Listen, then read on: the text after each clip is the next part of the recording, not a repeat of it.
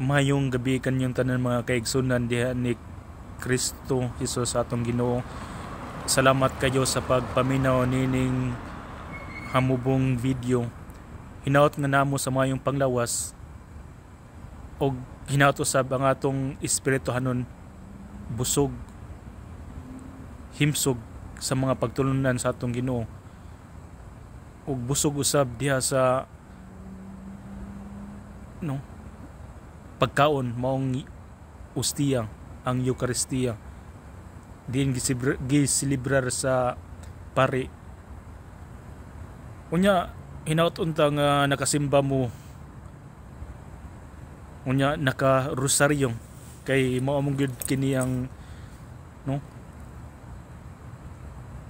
ang dapat nato buhaton isip Kristiyanos, kay gidasig ta sa mga kadakuan sa simbahan nga kanunay musimba magampo atong alimahon i-maintain ang atong espirituhanon para sa katapusan sa atong kinabuhi. Kung muatubang na kita sa Ginoo, natay ipasigarbo nga to kaniya, kay ang Ginoo man gud maghuhukom nga matarong unta hukman ta sumala sa atong gibuhat. Kung naman tay mga mayong nabuhat dinhing kalibutan ng sa espirituhanon ug sa tawhanon, sa atong pagatawahanon ang katong mga gisugo sa atong Ginoong Hesukristo, kung ato kanang natuman, dako kayong posibilidad nga makasulod ta sa gingharian sa langit. Kung sa espirituhanon mga kaigsunan, pagdasig sa uban nga musimba magampong maayo nga tos Ginoo, pagbuhat og matarong, dako sa posibilidad nga makaadto ka sa gingharian sa langit. Mao na mga igsoon diha ni Kristo, atong paningkamutan nga atong kaugalingon nga makatuman nini, kay kining kalibutan na idlas kayong sa hunahuna sa pulong ug sa buhat makasala na kita. Ug dili kay moingon ta nga mutuo lang ta ni Kristo Hesus, maluwas na ta ning kalibutan na sayop ka ng pagtununan, maluwas ta mga kaigsunan pinagi sa atong mayong buhat, atong hingampo ug mulikay kita sa tentasyon sa kalibutanong pangandoy. Kay kung makabuhatan nining tanan mga kaigsunan, I'm sure 100% ang Ginoo nalipay pag-ayo kanato ug gantihan ta sa maabot nga adlaw nga tungod sa ato mga pagantos dinhing kalibutan ng ato gipili gihapon ang kabubuton sa Ginoo. Mao kini ang gusto sa Ginoo: deny yourself and take up your cross and follow me. Kana mga kaigsunan, kung gisunod nato si Kristo, atong i-deny atong kaugalingon, buhaton nato sa mga butang nga iyang gisugo, ug kung makatuman kita nining tanan, sa ako nang gikaingon natay kinabuhing walay katapusan. Mao kanang saad ni sa atong Ginoong Hesukristo. Nasayad ba mo mga kaigsunan, ang Divine Mercy Chaplet gipromote kini pag-ayo sa atong simbahan, na kinahanglan gid nga magchaplet ta sa matag adlaw, dilen kay sa pagrosaryo, magchaplet usab ta kaning duha. Kung imo ganing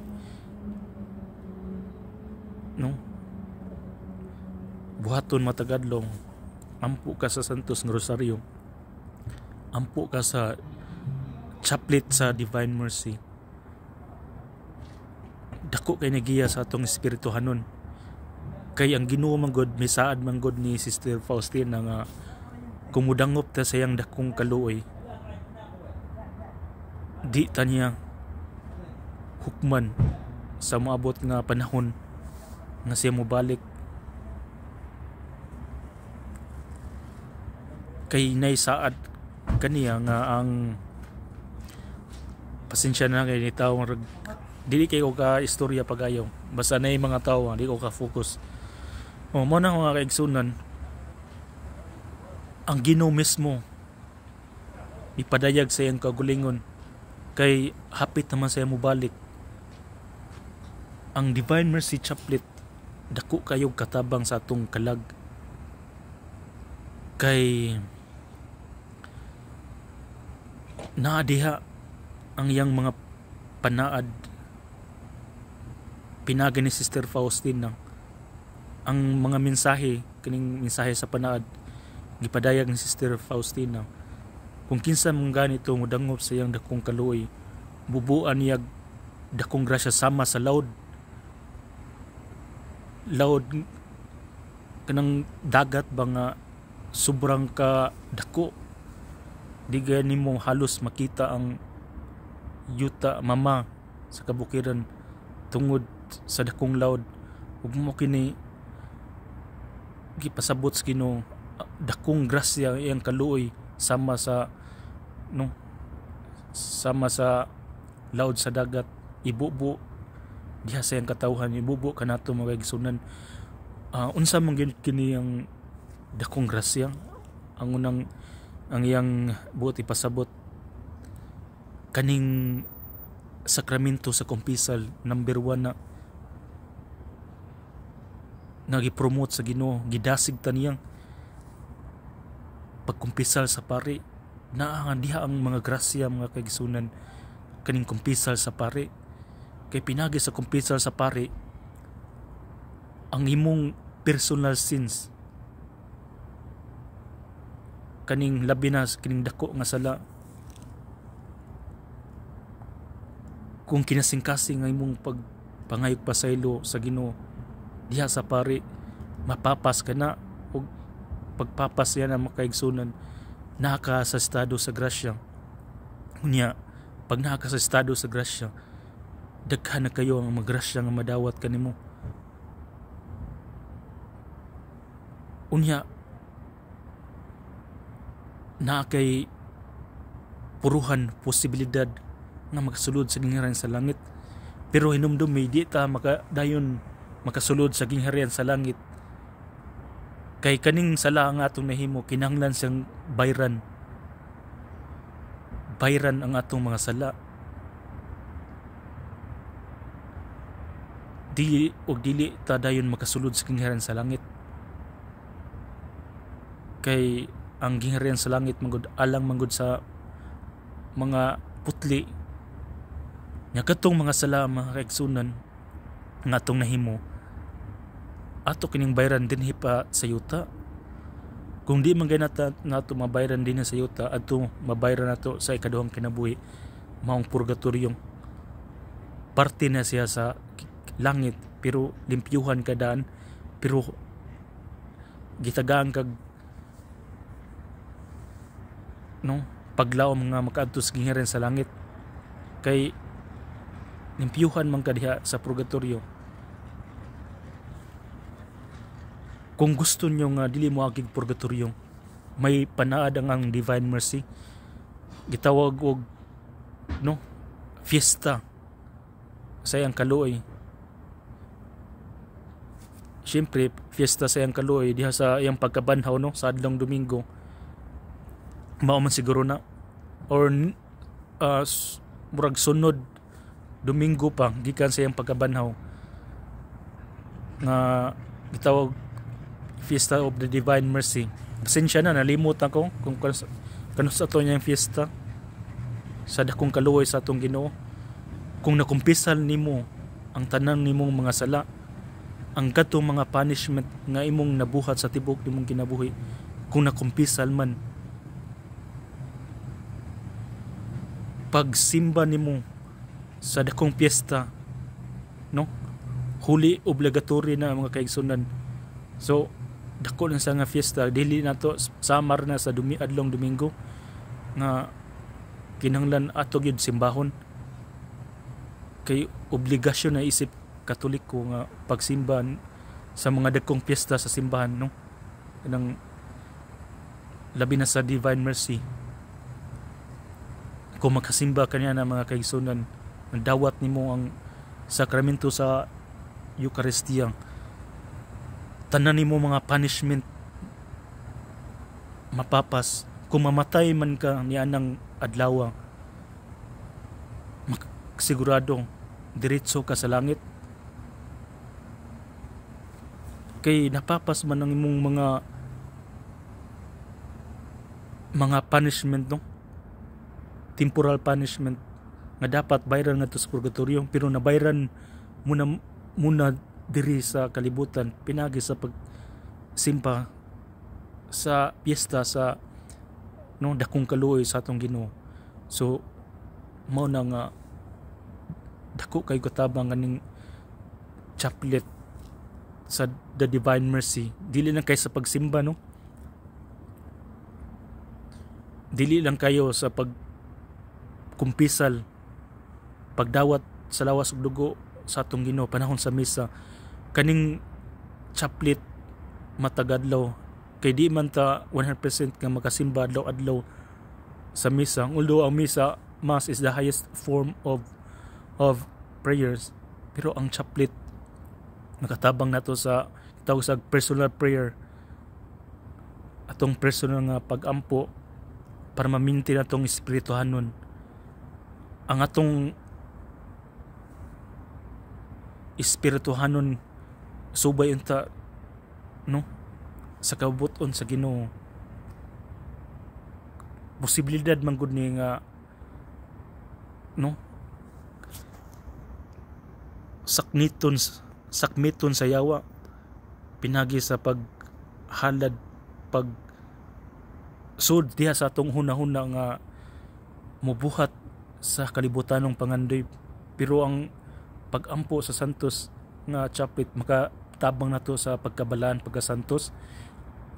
Imbis duol kayo ang mga tentasyon sa imong palibot, imo na kining likayan, kay mas ang imong kasing-kasing o gunahuna mas gipili pa nimo ang Ginoo kaysa kalibutan.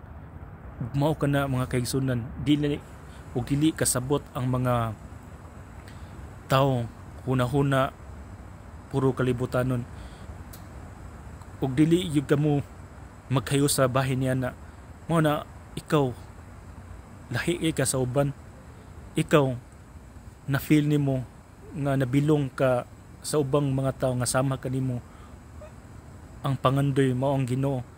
So di mo na ikalipay ang kalibutanong mga buhat nun, ikalipay nimo ang Diyos ng buhat nun, ang pag-ampo sa chaplet of the Divine Mercy, ang pagbuhat og kaluoy ngadto sa uban. Ingon man ang Ginoo nga nagbuhat og kaluoy diha kanimo, gidasig usab kita nga mubuhat ta og kaluoy ngadto sa uban. Unsa mang buhat sa kaluoy, katong 7 precepts of the church, pagbisita sa mga nabilanggo, pagbisita sa mga nagmasakiton sa ospital, paghatag og sanina, no, sa mga way gisundob, paghatag mga pagkaon, basta Ginoo, nalimot na ko sa mga precepts niya na. So ako na siya i-review kanang precepts of the church. Mo na siya importante kayo mga kaigsunan, kay ingon ang Ginoo naluoy siya kanato. So ang atong kasing-kasing usab gidasig nga maluoy ta ngadto sa uban, magbuhatag work of mercy. So mahimo lang kini mga kaigsunan pinagi diha sa pagampo sa Chaplet of the Divine Mercy. Kay ang Ginoo mismo mutabang ug muduol kanato, mutuktok sa tong kasing-kasing nga kita maluoy ngadto sa uban. Maluoy ngadto sa uban nga modasig kanila dili lang sa physical nga mga butang kundi espirituhanon. Dasigo na to ang kantong mga naisalaag nga simba matag Domingo. Pag kumpisal ngadto sa pare, pagbuhat og maayo ngadto sa imong isigataw. Kung mudasig ka mga kaigsunan, bahin niya na gituman nimo unsay sugo sa Ginoo, mas malipay pa nimo ang Ginoo. Ug mao kini mga kaigsunan ang mga requirements jud, no, bago ta makasulod ngadto sa gingarin sa langit. No, grabe ang holiness sa tao by degree mo na. So kung daghan kag nabuhat nga mga mayo, ibutang ka sa Ginoo dito sa langit. Depende sa imong pagkabalan. So kaning pagbuhat og work of mercy, no, pagka mahiampuon, pagka no pagdasig sa uban, balik ngadto sa Ginoo, mao gid kini atong giya ngadto sa gingharian sa langit. Kay kani mga butang nga buhat nun may sa langit nun, ang pagampo, ang pagtabang ngadto sa uban, pagdasig, pagbalik ngadto sa Ginoo. Kani mga butang kini buhat nun ni sa langit nun, ug mao kini at dapat nato buhaton mga kagisunan ni Kristo nga no, unta ang tanan makabuhat ini, pero usahaw man gud tungod sa atong kaugaling kabuton, di na to may musupak kita sa sugo sa Ginoo sa iyang mga ipabuhat ka na to, kay tungod atong gipalabi ang tawhanong pangandoy. Ug mao kini ang dakong kasubo, no, nasubo pagayang ginabahin nini. Unya salamat kayo, no, sa pagpaminaw na naamoy nakatunan, no, kabahin nining bahin sa Divine Mercy Chaplet, kaning divine pista sa kaluoy sa atong Ginoo, nung saon na to pag sulod sa gingaran sa langit nga di na ta moagi sa purgatorio. Kay katong ako nang gi-mention, no, mao toy pamaki na diretso ta makasulod sa gingaran sa langit. Hinaot kayo, salamat kayo sa pagpaminaw, hinaot nga namoy nakatunan nga ginagmay nga kanunay unta dasig sa atong kagalingon nga makapahimot ngadto sa Ginoo pinagi sa pagbuhat og mga mayo, pagampo, pagdasig ngadto sa uban, no, pagsimba matag Domingo, pagrosaryo, pagampo sa Divine Mercy. God bless you all ug Ave Maria.